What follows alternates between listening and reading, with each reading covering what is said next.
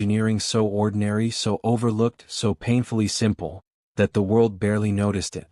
And yet, without it, your life would be completely unrecognizable. Your phone would cost 10 times more. Your clothes couldn't exist.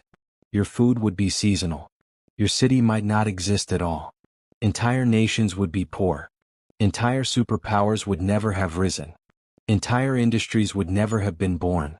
Because globalization, the single most transformative force of the modern age, did not begin with the internet, or jet engines, or world trade agreements.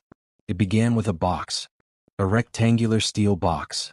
A box so plain that you've seen it 1,000 times and never once wondered where it came from. A box so simple that its true power wasn't technology. It was standardization. But before this invention, the world of trade wasn't just inefficient. It was chaos.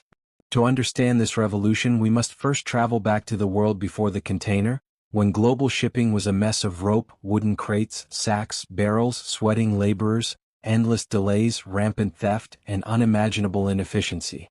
Back to a world where every product you owned would have taken 10 times longer, and cost 5 times more, to reach you. This is the story of the silent revolution that built the modern world. The invention so invisible, you never knew it changed everything. The world before the box, a nightmare called breakbulk. Global trade didn't begin with containers. For centuries, it limped along through a brutally inefficient system called breakbulk shipping. Breakbulk meant exactly what it sounds like. Cargo was broken into thousands of individual pieces, and each piece had to be moved separately. Imagine unloading an entire warehouse, one box at a time, onto a ship, then off a ship, then onto a truck, then into another warehouse. This was the reality of global logistics.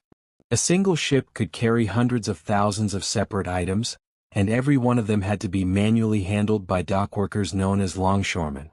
A typical day on a pre-container dock looked like this. Men carrying sacks on their backs.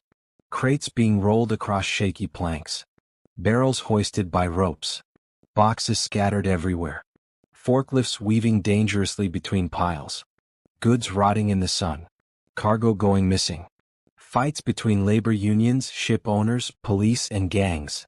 Cargo handling was so slow that a ship could spend more time in port than at sea. Let that sink in.